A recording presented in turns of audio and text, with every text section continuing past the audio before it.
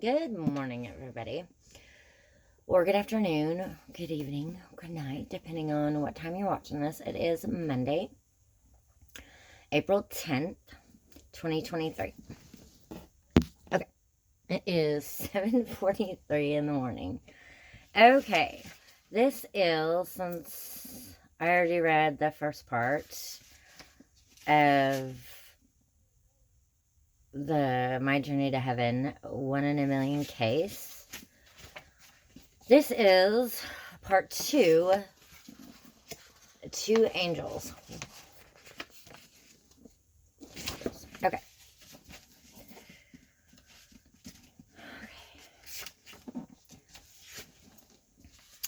Don't ask me how I knew the two strangers who had just walked into my hospital room were angels. I just knew they were. Beyond any doubt, there were angelic visitors come to take me home. I wasn't one bit worried about it either. A feeling of deep calm washed over me as these two men approached my bed, one on either side of me. They were smiling and quiet. My angels looked like regular guys, except regular guys usually don't wear white robes. Both looked in their mid-40s and stood about 5'8" to 5'10". One had longish brown hair, and the other one had shorter hair. Everyone has a mental picture of angels, and so did I. When I had thought of angels before I actually met one, I pictured them as younger than the beings I saw. I also thought angels were men and women both, but maybe that's just because of that old TV show, Touched by an Angel. I love that show. And no, actually, neither one of them had wings.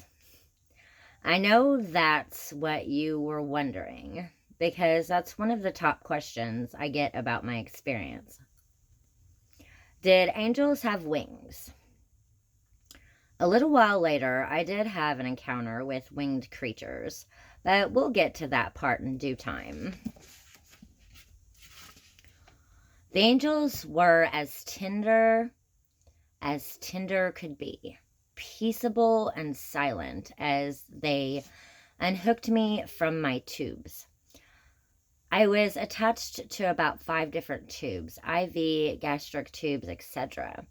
Now, just hold on a minute. Why would angels with superpowers that make Spider-Man and Superman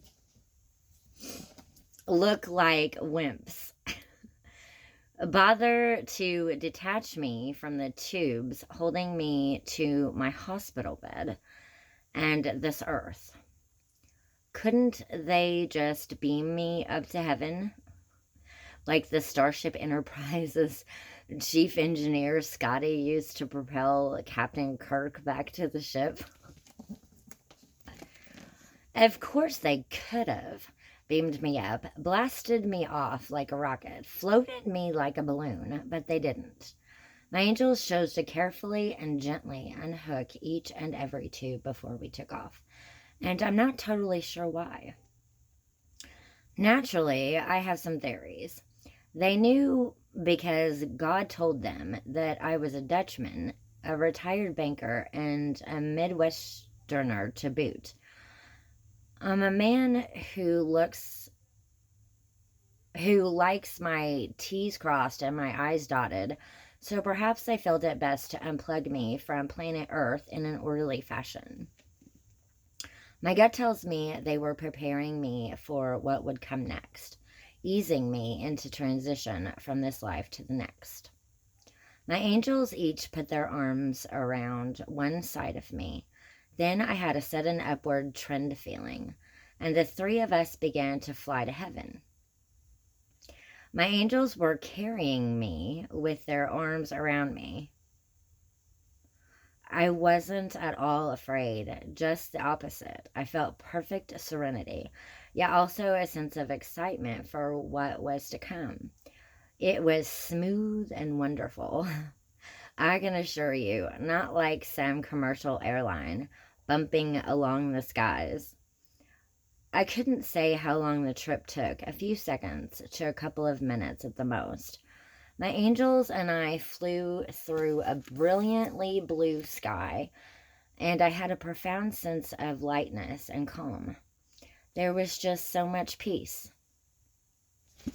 Okay, so that's all for part 1, Two Angels, My Journey to Heaven, Marvin J. Bestman. Thank you for watching.